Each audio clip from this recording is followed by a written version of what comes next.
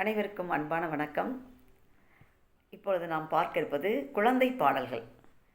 வீட்டில் இருக்க குழந்தைங்களுக்கு பார்த்திங்கன்னா இந்த குழந்தை பாடல்களை நிறைய சொல்லிக் கொடுங்க. வாணிதாசன் அவர்கள் எழுதிய பாடல்லாம் பார்த்திங்கன்னா ரொம்ப சிறப்பாக இருக்கும். குழந்தைகளுக்கு வள்ளியப்பா அவர்களுடைய பாடல்கள்லாம், அந்த பாடல்கள் குழந்தைகள் பாடும்போது அவங்களுக்கு ரொம்ப மகிழ்ச்சியாகவும் இருக்கும். அதே சமயத்தில் அழகான பேச்சு, தெளிவான உச்சரிப்பு இதெல்லாம் வரக்கு வாய்ப்புகள் அதிகம். எனவே இந்த குழந்தை பாடல்களை குழந்தைகளை பாட செய்யுங்க. அவங்க அழகாக வாசித்தல்லையும் நல்ல திறம்பட வருவாங்க.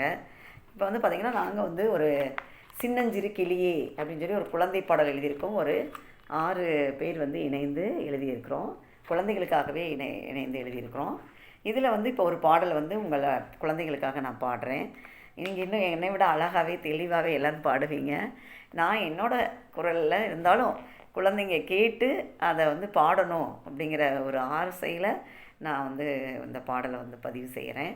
ஏன்னா எங்கள் வீட்டில் இருக்கிற ஒரு குட்டீஸ் பார்த்திங்கன்னா, நான் குரல் பதிவு பண்ணி போடுங்க பெரியம்மா அப்படிங்கும். நான் போட்டதும் அந்த பாடலை காதில் வச்சு கேட்டுக்கிட்டே அந்த பாடலோட 2 வரியாக அழகாக அவங்க சொல்கிறாங்க. அதை பார்க்கும்போது எனக்கும் தோணுச்சு, இந்த மாதிரி நம்ம குழந்தைங்களுக்கு இந்த மாதிரி கொடுக்கலாம் அப்படின்னு சொல்லி தோணுச்சு. இது என் குட்டீஸ்க்காகவும் எங்கள் வீட்டு குட்டீஸ்க்காகவும் உங்கள் வீட்டு குட்டீஸ்க்காகவும் தான் இதை கொடுக்குறேன். எனவே குழந்தைங்களே, இந்த பாட்டை கேட்டு நீங்களும் பாடி மகிழ வேண்டும். இதில் நிறைய கருத்துக்களும் இருக்குது. ஆனால் பாடல் பாடுவதே மிகவும் சிறப்பு.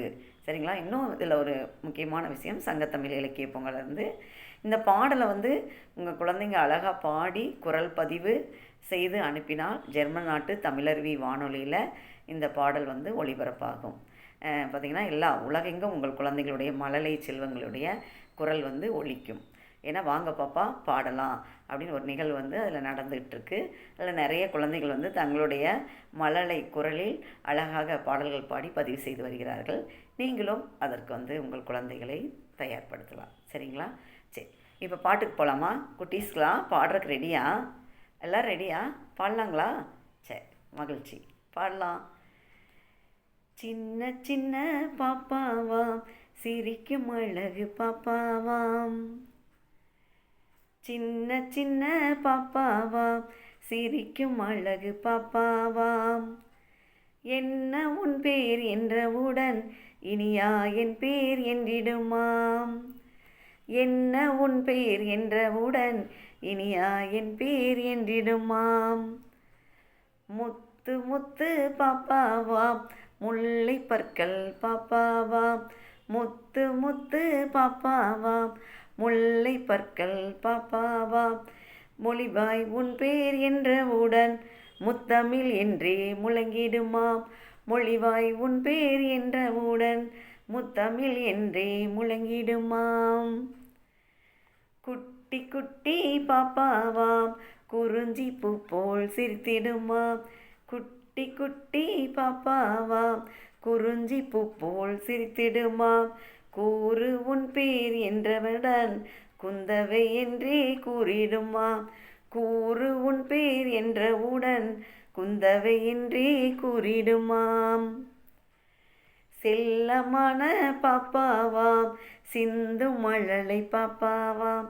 செல்லமான பாப்பாவாம், சிந்து மழலை பாப்பாவாம். செப்பிடுவாயுன் பேரென்றால் திருமகள் என்றே என் பேர் என்றிடுமாம்.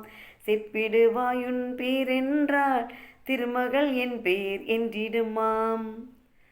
தங்கமான பாப்பாக்கள் தமிழர் வீட்டில் பிறந்தனவாம். தங்கமான பாப்பாக்கள் தமிழர் வீட்டில் பிறந்தனவாம்.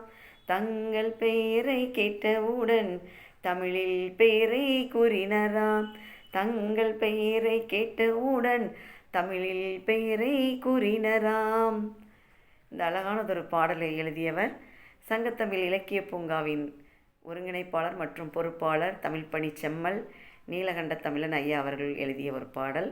குழந்தைகளுக்காக தமிழில் பெயர் வைக்க வேண்டும், தமிழர்கள் வீடு அப்படிங்கிற தங்கமான பாப்பாக்கள் என்று அழகாக பெயர்களோடு இணைத்த ஒரு பாடல் சின்ன பாப்பா என்ற பாடலை பாடியிருக்கிறார். ஐயாவுக்கு இந்த நேரத்தில் நன்றியை தெரிவித்துக் கொள்வோம். உங்கள் குழந்தைகளை தொடர்ந்து இந்த பாடலை பாடி மகிழச் செய்யுங்கள். உங்களுக்காக அடுத்தடுத்து பாடல்கள் தொடர்ந்து வலையொலி பக்கம் வரும். நன்றி, மகிழ்ச்சி.